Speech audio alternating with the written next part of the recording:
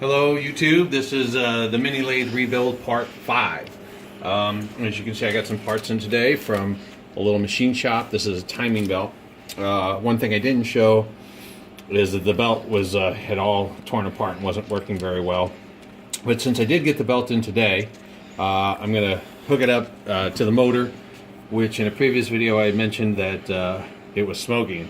And I said that I polyurethane the motor. I wasn't very clear. What I did was took the armature out of the motor and I sprayed polyurethane on the wires. Soaked it pretty good and let it sit for about a half a day. Then afterwards there was no smoke. But I didn't get a chance to load test it, so trying to be funny, this is going to be a smoke load test on the motor. We've got, if you've seen this, is 10mm wrench. These are the nuts that hold the motor with these two bolts. So, and the belt will go in between this gear drive and the motor, and the motor goes in here like this on the other side. So I'm going to go ahead and pause the video, put the belt on, and then I'll resume the video and it will do the test and see if we get smoke or not. We've got the motor mounted now. 10mm nuts here. The Harbor Freight's a little different where it has some bolts and stuff. This just has two nuts where you can slide it up and down. And then the motor and the belt. And the head is not bolted on right now. It's actually loose. But this is good enough for my test. Okay, so like I said, the head is not mounted. It's loose. But just for the smoke test, we should be good.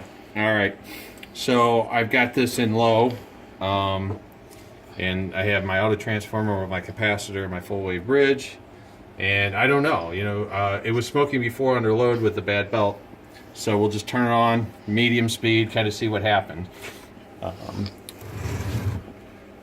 This voltage, if you look at the auto transformer here, you'll notice the 1020. These are pretty accurate. I checked it with a voltmeter, so if I take it up to 10 volts, you'll see over here the motor starts spinning.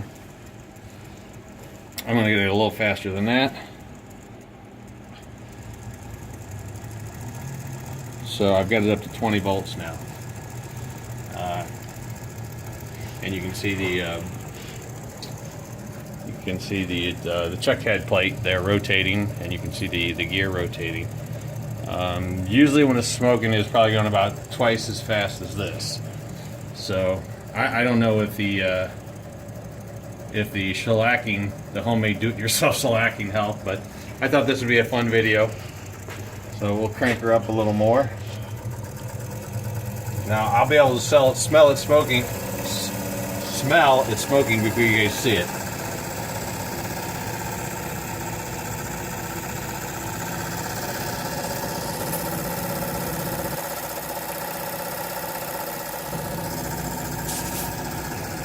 Alright, so let's go a little faster. We're up to about 30 volts there.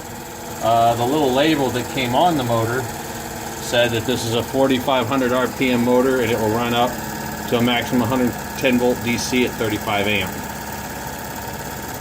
Okay, so we can crank it up. It's 40 volts.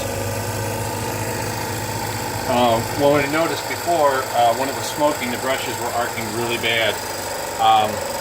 Well, I can't really see, but I don't see any arcing right now. And I can tell you when it was smoking previously, it was doing about 25 volts. So this is definitely an improvement. We can go up a little bit faster. It's about 50 volts right there. Oh, I hear it slowing down. And I am seeing some smoke coming out over here. Smells like polyurethane though.